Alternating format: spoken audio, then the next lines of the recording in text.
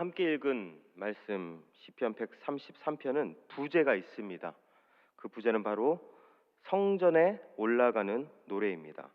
시편 120편부터 134편까지는 성전에 올라가는 노래로 그렇게 구분되어 있습니다. 그럼 이 성전에 올라가는 노래 어떤 시편이길래 이렇게 따로 구분했을까요? 두 가지 설이 있습니다. 첫 번째는 그때 당시 예루살렘 성전 입구로 올라가는 계단이 있는데 그 계단이 15개였다고 합니다. 그래서 한 계단 한 계단 올라갈 때마다 이 성전에 올라가는 이 시편의 말씀 노래를 부르며 그렇게 올라갔다라는 그런 말이 있고요. 또 한 가지는 여러 지역에 살고 있던 이스라엘 백성들이 절기를 지키기 위해 예루살렘 성전을 향해 순례 여행을 하는 동안 이 시편 성전에 올라가는 노래를 불렀다라는 이야기도 있습니다. 뭐가 맞느냐? 사실 그것보다 더 중요한 것은 그 두 가지 가운데서 동일하게 합쳐지는 말씀은 바로 성전을 바라보며 하나님을 향한 찬양의 노래가 바로 이 성전을 올라가는 노래였다라는 것입니다. 그렇기 때문에 이 성전에 올라가는 노래를 부르면서 그들은 하나님을 바라봤습니다. 그런데 거기에 그치지 않았습니다. 하나님을 바라보며 하나님이 우리에게 주신 은혜들도 하나님 앞에 찬양하며 노래했습니다. 오늘 우리가 함께 읽은 본문 말씀인 시편 133편은 그렇게 하나님께서 우리에게 주신 은혜 중에 형제가 연합하여 동거함, 바로 이 공동체의 은혜와 복을 여기에서 이야기해주고 있습니다. 저는 오늘 이 예배의 자리 가운데서 공동체, 함께함, 그 은혜가 무엇인지 함께 나누고 그 은혜를 다시 한번 우리 마음 가운데 새기는 그런 귀한 시간이 되었으면 좋겠습니다.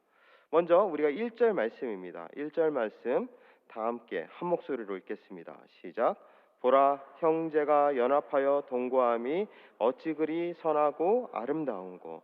1절 말씀에서는 형제가 연합하는 일이 정말 선하고 아름답다. 처음 하나님이 천지를 창조하셨을 때 그 창조 세계를 보며 보시기에 심히 좋았더라. 그 감정, 그 환희가 여기에서도 동일하게 나오고 있습니다. 근데 저는 이것이 하나님 혼자만의 그런 감탄사가 아닌 사실 우리의 감탄사이기도 합니다. 우리는 오늘 형제가 함께 연합하여서 위대한 일을 많이 감당했습니다. 특별히 오늘 예배 가운데 우리 갈릴리 찬양대는 형제가 연합하여 귀한 찬양의 하모니를 만들어 냈습니다.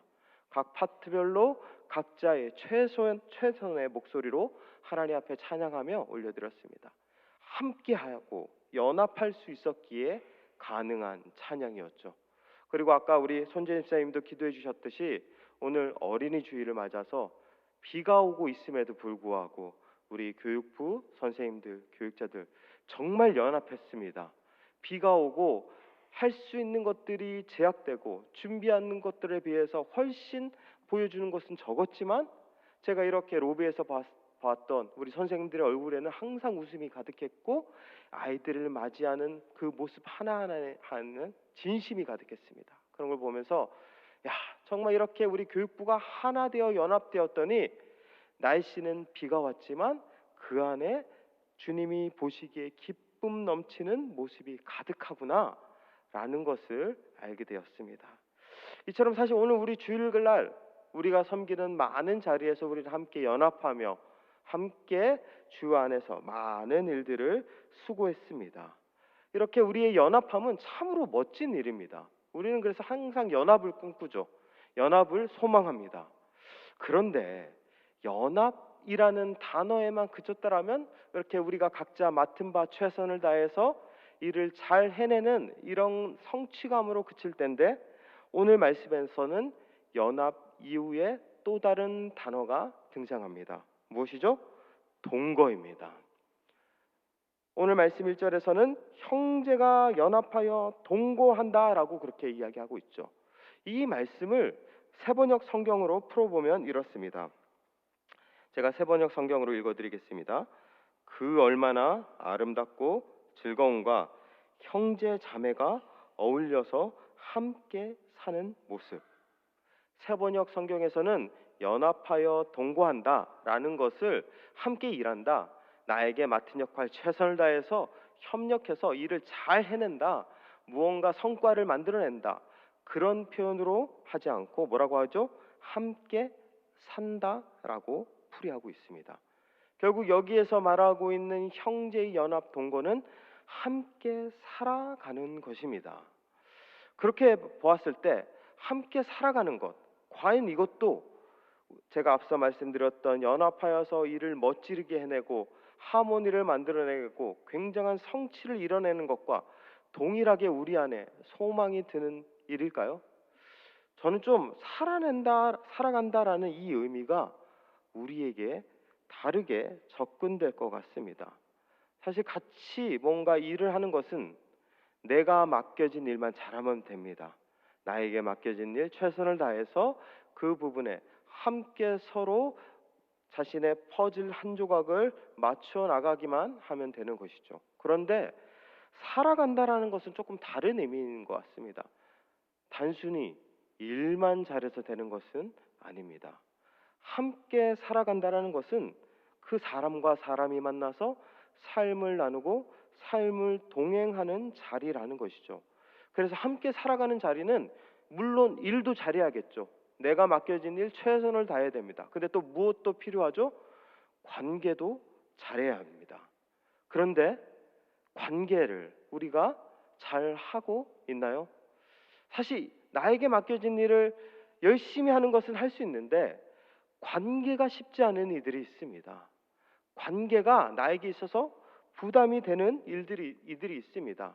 교회 안에서 작은 말 한마디, 왜 그거밖에 못해? 좀 잘하지?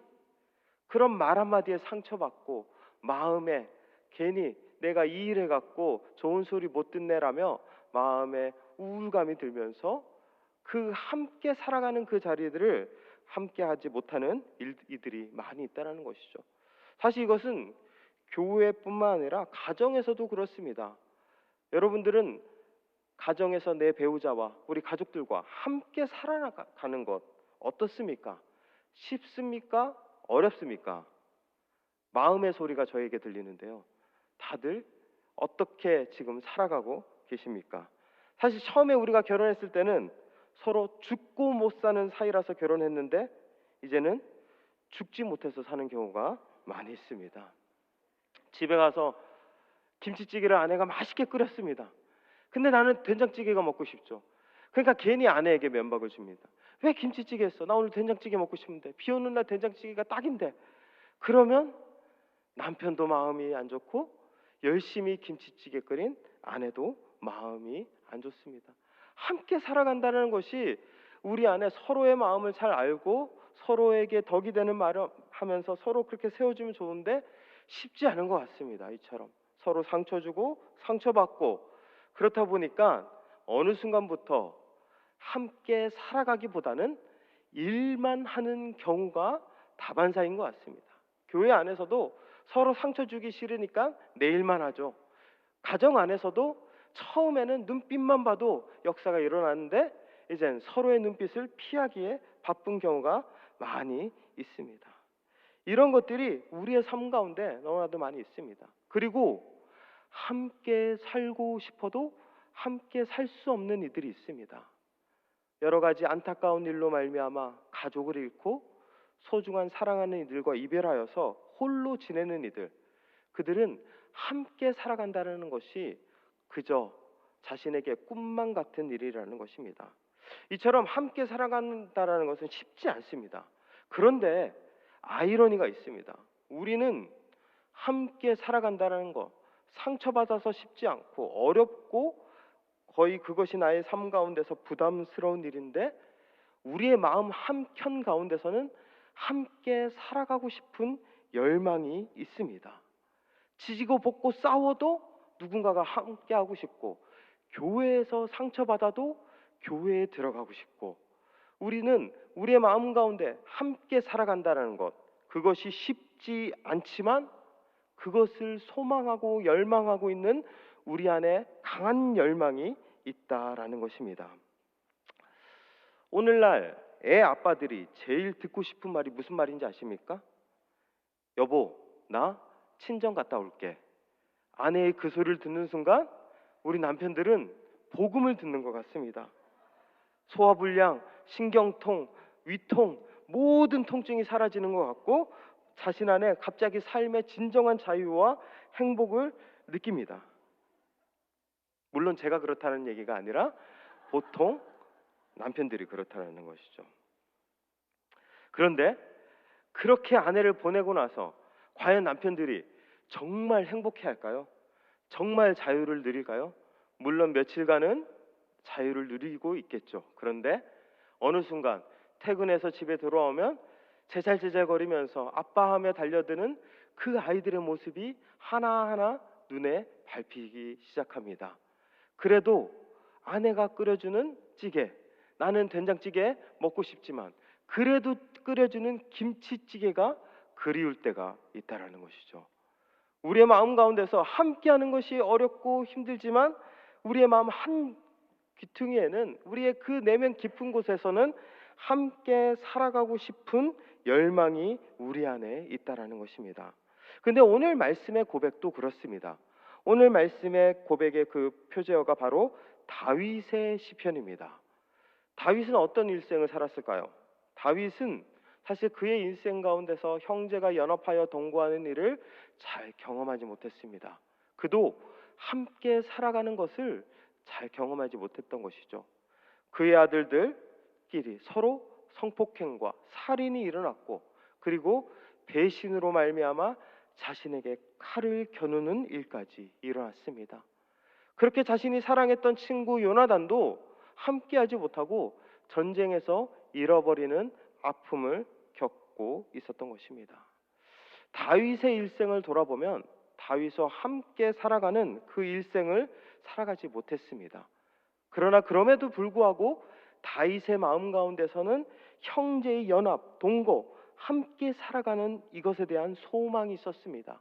오늘 말씀은 그래서 다윗의 소망, 강한 열망으로 나아가는 하나님 앞에서의 믿음의 고백인 것입니다. 우리도 마찬가지입니다.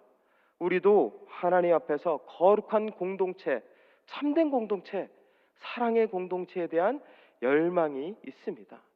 저는 우리 안에 있는 그 열망의 소망을 담아서 함께 그것을 꿈꾸며 그것을 실천해 나가는 시간이 되기를 바랍니다. 오늘 말씀에 나와 있는 이 다윗의 열망이 곧 우리의 소망입니다. 그것을 바라보며 주님 앞에 나아가게 될 때 이 말씀 가운데 나와 있는 온전한 공동체의 모습, 그것들을 우리가 다시 한번 우리의 삶으로 이 현장 가운데서 경험할 수 있게 될 것입니다. 저는 세 가지 하나님 보시기에 선하고 아름다운 거룩한 공동체를 만들기 위해서 세 가지 권면을 이 시간 드리고 싶습니다. 첫 번째는 우리가 먼저 거룩한 공동체를 만들기 위해서는 흐르는 공동체가 되어야 합니다. 오늘 말씀 2절 3절은 하나님 보시기에 선한 공동체의 연합의 모습을 비유적으로 풀어내고 있습니다. 우리 2절 3절 말씀 다 함께 한 목소리로 읽겠습니다. 시작. 머리에 있는 보배로운 기름이 수염 곧 아론의 수염에 흘러서 그의 옷깃까지 내림 같고 헐몬의 이슬이 시온의 산들의 내림 같도다. 거기까지 읽으시면 됩니다. 다윗은 형제 연합의 모습을 지금 두 가지 비유를 하고 있죠. 첫 번째는 기름이 머리에서 흘러서 수염에까지 흘러갑니다. 그리고 그것이 옷깃에까지 내려가는 것이죠. 그리고 두 번째는 헐몬산에 있는 이슬이 시온까지 흘러가는 그 모습을 비유로 삼고 있습니다. 결국 형제가 연합하여서 함께 공동체를 이루는 모습을 지금 이 두 가지 비유에서 이야기하고 있는 것이죠. 이 두 가지 비유의 공통점이 무엇이죠? 흘러감입니다. 흘러감. 기름이 머리에서 밑으로 이렇게 흘러가고 헐몬산의 이슬이 시온까지 흘러가는 그 흘러가는 모습을 지금 우리에게 이야기하고 있는 것이죠. 그래서 하나님이 세우시는 아름다운 공동체, 거룩한 공동체의 중요한 특징은 흘러가는 것입니다. 그래서 공동체의 모습을 한마디로 표현하자면 흐르는 강물로 상상할 수 있습니다. 우리 성도님들은 흐르는 강물에서 수영을 해본 적이 있습니까? 저는 수영을 못해서 흐르는 강물에서 수영을 한 적은 없고 걸어가 본 적은 있습니다. 수심이 얕은 곳에서 걸어가 봤는데 이렇게 눈으로 봤을 때 그냥 그 강물은 잔잔해 보입니다. 물살도 그렇게 세 보이지도 않고 잔잔해 보이는데 막상 강에 들어가는 순간 그 안에 엄청난 힘을 느끼게 되죠. 그 강물은 잔잔한 것이 아니었습니다.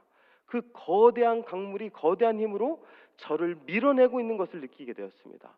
그래서 저는 그 강물을 거슬러서 걸어가는 것이 정말 힘들다는 것을 그때 한번 경험해 본 적이 있습니다. 그런 강물에서 수영, 과연 가능한 일일까요? 웬만한 수영 실력이 아니고서는 결코 쉽지 않을 것입니다. 이것이 하나님이 주시는 거룩한 공동체의 특징입니다. 하나님이 주신 거룩한 공동체는 거대한 강물이 되어 흘러가고 있습니다. 하나님이 그 공동체에 은혜를 주시면 그 은혜가 머무는 것이 아니라 주체할 수 없어서 그 공동체에 들어오는 이, 그 공동체를 바라보는 이 모두가 그 은혜의 강물에 젖어들 수밖에 없고 휩쓸릴 수밖에 없습니다. 가정도 마찬가지입니다. 하나님이 주신 가정, 그 안에 온전한 사랑의 강물이 그 안에 차고 넘쳐난다라면 누가 들어오더라도 그 가정 속에 진정한 사랑, 교제, 나눔이 일어날 수밖에 없는 것입니다. 이것이 하나님이 주시는 거룩한 공동체의 모습이라는 것이죠. 그래서 우리는 공동체 안에 무엇이 흘러가고 있고 우리가 정말 그런 흐르는 공동체인지를 점검할 수 있어야 됩니다.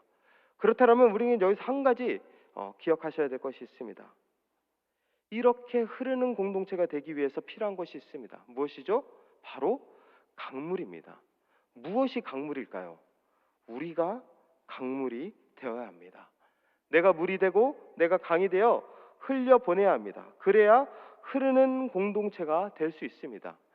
예수님께서 일으키신 기적 중에 오병이어의 기적이 있습니다. 한 사람만 먹을 수 있는 도시락, 물고기 5마리와 보리떡 2개, 거꾸로 말했죠. 보리떡 5개와 물고기 2마리입니다. 그걸 갖고 남자만 5,000명 되는 사람들이 먹는 위대한 기적을 일으켰습니다.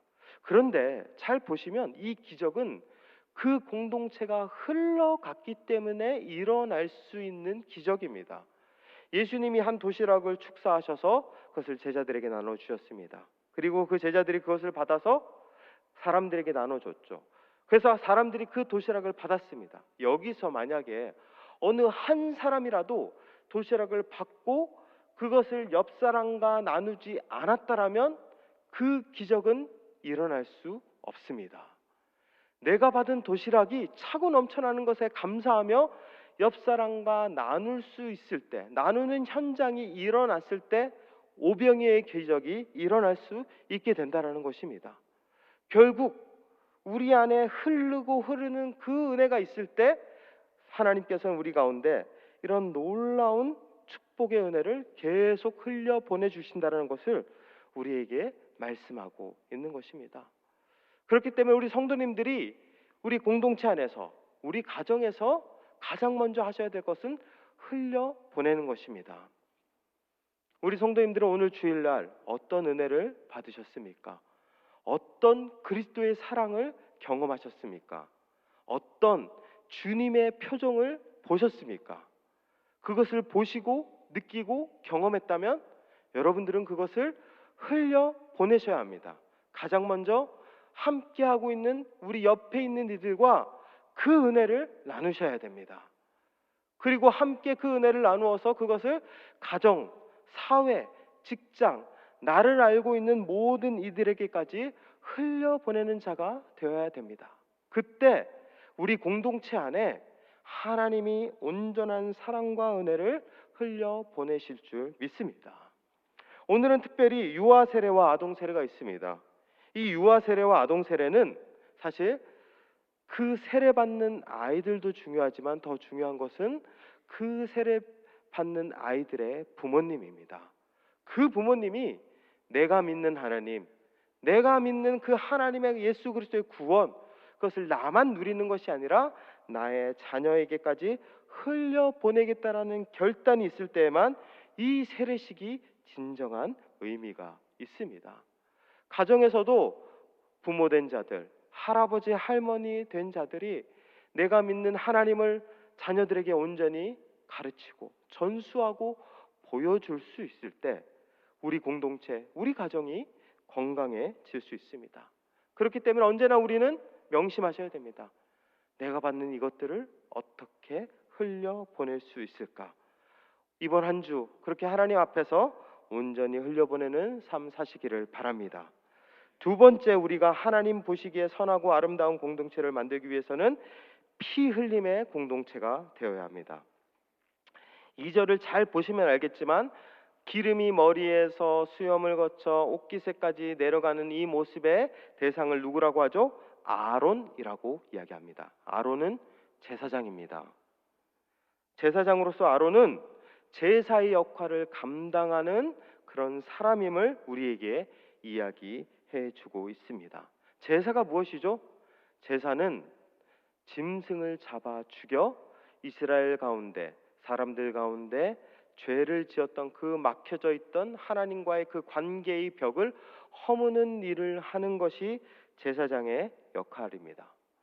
결국 오늘 말씀은 아론의 모습을 우리에게 보여줌으로 말미암아 제사장 그 모습이 참된 공동체 안에서 보여주어야 할 본보기임을 우리에게 이야기하고 있습니다. 제사는 동물을 잡아 죽이는 것이죠. 희생의 자리입니다. 제사는 피 흘림의 자리입니다. 그 제사를 통해서 공동체 안에 복이 들어가고 공동체 안에 은혜가 들어갈 수 있다라는 것을 우리에게 이야기해 주고 있습니다. 우리가 잘 알고 있는 축복이라는 영어, 블레스라는 이 영어의 어원이 어디에서 나왔는지 아십니까? 바로 블러드, 피라는 그 단어에서 나왔습니다. 결국 피가 하나님이 주신 복이라는 것입니다. 피 흘림이 있을 때 은혜가 있고, 피 흘림이 있을 때 막혀진 것이 허물어지고, 피 흘림과 희생의 자리 가운데 하나님의 놀라운 역사가 공동체 가운데 나타난다라는 것입니다. 결국 이 말씀을 통해서 우리는 우리의 삶 가운데서 온전한 피 흘림과 희생의 자리가 무엇인지를 다시 한번 돌아보고 점검할 수 있어야 됩니다. 먼저 우리가 생활하고 있는 이 교회는 누구의 핏값으로 사신 공동체입니까? 우리 주 예수 그리스도의 핏값으로 사신 공동체입니다. 주님의 보혈이 여기에 있기 때문에 우리는 이 자리에 함께 할 수 있습니다. 주님의 피 흘림이 우리를 함께 거룩한 공동체로 만들 수 있다라는 것이죠. 이처럼 주님처럼 우리도 우리의 자리 가운데서 하나님이 말씀하시는 피 흘림, 하나님이 말씀하시는 희생, 하나님이 우리에게 지고 가라는 십자가, 그것들을 끝까지 지고 감당하며 나아가게 될 때 나의 피 흘림, 나의 희생, 나의 그 헌신을 통하여서 하나님의 복이 공동체 가운데, 가정 가운데 흘러 들어가게 될 것임을 우리는 기억하셔야 됩니다. 저는 사실 이 말씀을 한다는 것이 사실 조금 부담스럽습니다. 왜냐하면은 이렇게 교회에서 보면 이렇게 피 흘려야 된다, 희생해야 된다, 뭔가 내가 헌신해야 된다, 이런 얘기를 하면 사실 죄송하지만 항상 희생하는 분들이 희생하십니다. 항상 헌신하는 분들이 헌신하십니다. 그래서 저도 이 말씀을 준비하면서 괜히 이 얘기에서 항상 헌신하는 분들만 더 헌신하고 더 희생해서 그들에게 더 큰 부담을 안겨다 주는 것은 아닌가 마음 가운데 조금 부담이 있었고 조심스러운 생각이 있었습니다. 그런데 우리가 기억하셔야 될 것이 있습니다. 맞습니다. 우리 안에 희생과 피 흘림이 있을 때, 그 십자가를 지고 가는 헌신이 있을 때 그 자리 가운데 공동체가 온전히 세워질 수 있습니다. 그런데 우리가 여기서 분명히 기억해야 될 것은 우리는 주님의 피 흘림보다 먼저 가야 되는 자가 아닙니다. 주님의 피 흘림, 주님의 십자가, 그것을 보며 우리는 따라가는 자이지 주님보다 먼저 희생하고 주님보다 먼저 십자가를 지고 주님보다 먼저 앞서는 자가 아니라는 것입니다. 우리 공동체 가운데 항상 희생하시는 분들, 항상 헌신하는 분들, 그들이 헌신할 수 있는 이유는 그 자리에 주님의 은혜가 있기 때문에 그렇습니다. 그 자리 가운데 주님의 십자가 있었고 그 자리 가운데 주님의 헌신이 있었기 때문에 그들은 그렇게 헌신하며 희생할 수 있었습니다. 바라기는 우리가 어디에서 희생을 해야 되느냐, 무엇을 헌신해야 되느냐, 어떻게 내가 피 흘림을 감당해야 되느냐, 먼저 우리 가운데 계신 주님이 어디에 계신지를 우리가 날마다 묵상하며 찾아가시길 바랍니다.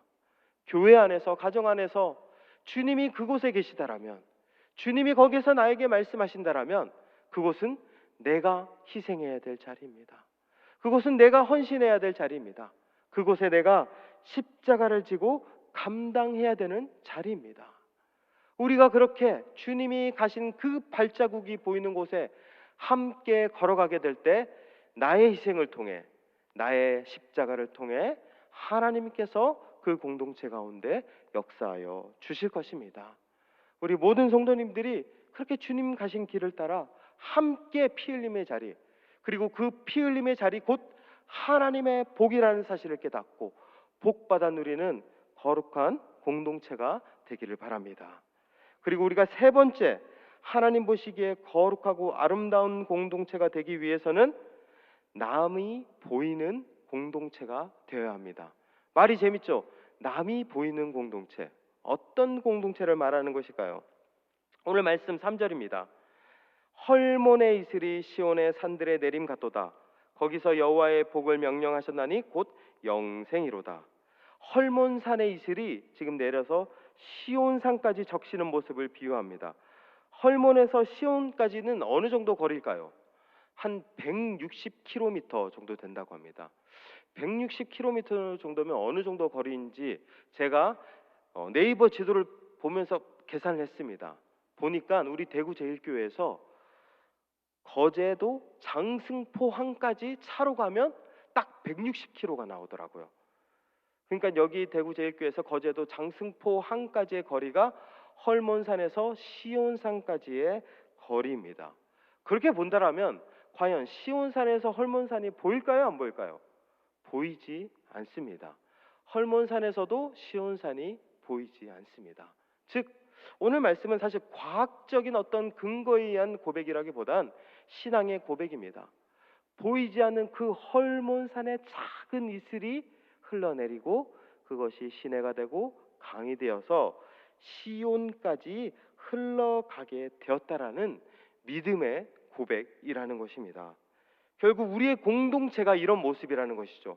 보이지 않는 저 멀리 있는 헐몬산처럼 우리 공동체 안에 보이지 않는 이들의 수고, 보이지 않는 이들의 작은 이슬들, 내가 알 수 없는 이들, 내가 깨달을 수 없는 자리, 내가 한 번도 경험해 볼 수 없는 그 현장의 자리에서 헐몬산의 이슬처럼 수고하고 땀 흘리는 이들이 그들의 모습을 통하여서 결국 그것이 시내가 되고 강이 되고 커다란 힘이 되어서 우리 공동체를 지탱하고 공동체를 이루는 강력한 은혜의 힘이 된다라는 것을 우리에게 말씀하고 있는 것입니다. 결국 그래서 우리 안에 보이지 않는 이들의 수고, 헐몬에 있을 것 같은 남들 모르는 자리에서 수고하고 희생하는 그들의 섬김, 우리는 그것을 깨달아야 합니다. 그들의 수고가 있기 때문에 우리가 지금 공동체 안에서 건강하게, 거룩하게, 주님 안에서 참되게 감당할 수 있는 것입니다. 그래서 우리가 언제나 내가 지금 이 공동체 안에서 하나님의 뜻 가운데서 무엇을 해야 되느냐? 남을 볼 수 있어야 됩니다. 보이지 않는 그 남의 수고, 보이지 않는 그들의 헌신, 나는 알 수 없는 그들의 그 사랑의 모습들, 그것을 볼 수 있을 때 우리 공동체가 온전히 주님 앞에서 거룩해질 수 있다라는 것입니다. 사실 이것은 우리의 본성과는 반하는 모습입니다. 우리의 본성은 어떻죠? 우리의 본성은 언제나 나를 강조합니다. 그래서 남을 볼 수 없을 때가 많이 있습니다. 남이 보이지 않죠. 나만 보이죠. 그래서 부부 싸움 할 때 어떤 말을 가장 많이 하죠? 내가 얼마나 노력했는데, 내가 얼마나 수고했는데, 내가 얼마나 열심히 살았는데 당신은 왜 그것을 몰라? 당신은 왜 이런 나의 희생 하나도 모르고 나에게 그런 말을 할 수가 있어? 라며 싸울 때가 많이 있다는 것입니다. 내가 수고하고 노력하고 헌신한 것만 우리는 말하고 주장하기 바쁘다라는 것이죠. 그런데 화해할 수 있는 순간이 언제 오는지 아십니까? 바로 남이 보일 때입니다. 나도 그렇게 수고했는데 내 아내도, 내 남편도 그렇게 수고하고 있는 것입니다. 내가 그렇게 밤새 자녀를 위해 수고하고 노력했듯이 내 남편도, 내 아내도 가정을 위해서 남모를 희생과 아픔의 자리를 감당하고 있는 게 보이기 시작하는 것입니다.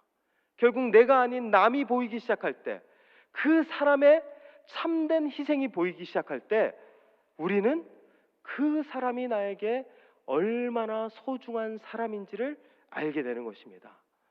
그렇기 때문에 참된 공동체, 하나님이 세우시는 공동체는 내가 아닌 남이 보여야 합니다. 지금 내 옆에 있는 이들이 오늘 하루, 한 주 동안 얼마나 치열하게 살았고, 그들이 믿음 지키기 위해, 가정 지키기 위해, 교회 지키기 위해 얼마나 기도했는지를 우리가 알 수 있을 때, 이 공동체는 하나님이 보시는 거룩하고 건강한 공동체가 될 수 있다는 것입니다. 바라기는 오늘 하루 나만 보는 것이 아니라 남도 볼 수 있는 은혜가 있기를 소망합니다. 내 옆에 있는 이들, 그들도 나처럼 수고하고 기도하고 주님 안에서 헌신하는 이들이라는 것입니다. 저는 오늘 세 가지 은혜를 함께 나누었습니다. 첫 번째가 뭐죠? 네, 흐르는 공동체입니다. 나중에 또 말씀 한번 전해질 기회가 있으면 나눌 텐데, 흐르는 공동체입니다. 우리는 흘려보내야 합니다. 내 안에 있는 것 멈춰서는 안 됩니다. 흘려보내고 계속 내보내야 합니다. 그래서 내 안에 내가 비어 있는 것처럼 살아야 합니다. 그때 우리 안에 하나님이 더 큰 은혜로 채워 주실 것입니다. 두 번째가 무엇이죠? 피 흘림의 공동체입니다. 내가 피 흘려야 합니다.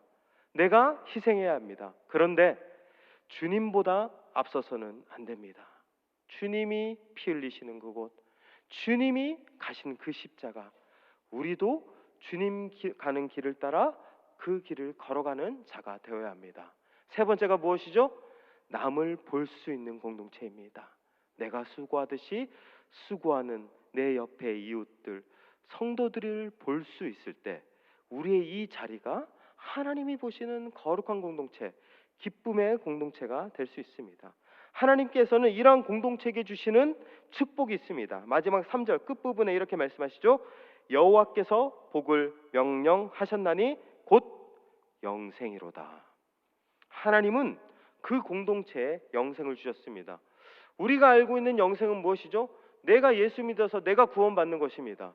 내가 예수님 잘 믿어서 내가 잘 되는 것입니다. 근데 공동체의 구원을 여기서 이야기하고 있습니다. 여기서 우리가 구약시대의 구원을 잘 이해할 필요가 있습니다. 구약시대의 구원은 사람이 죽어서 가는 영원한 생명의 자리로 이해하지 않았습니다. 구약시대의 유대인들에게 있어서의 구원, 영생은 이 땅, 현실에서 추구하는 안전하고 복된 삶이었습니다.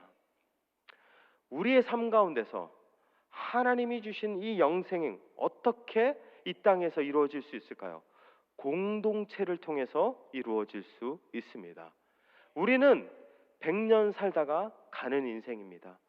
흙으로 사라지는 것이 우리의 인생입니다. 그러나 내가 그 공동체에서 믿음을 심고, 내가 그 공동체에서 기도를 심고, 내가 그 공동체에서 사랑을 심고 나아가게 될 때 나는 사라지지만 나를 통해 하나님의 믿음, 예수 그리스도의 사랑, 성령의 온전한 은혜가 그 가운데 믿음의 유산으로 남겨질 수 있는 것입니다.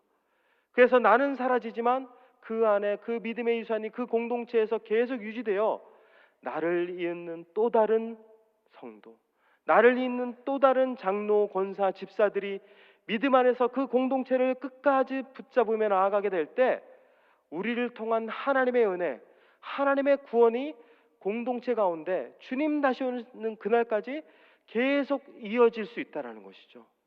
이것이 하나님이 말씀하시는 구원의 은혜입니다. 저는 우리 대구 제일교회가 이 은혜의 축복을 누리시길 바랍니다. 우리 모두가 예수님 잘 믿고 그 안에 끝까지 주님 붙잡아서 나만 잘 믿는 것이 아니라 믿음을 전수하고 흘려보내는 자들이 되기를 바랍니다.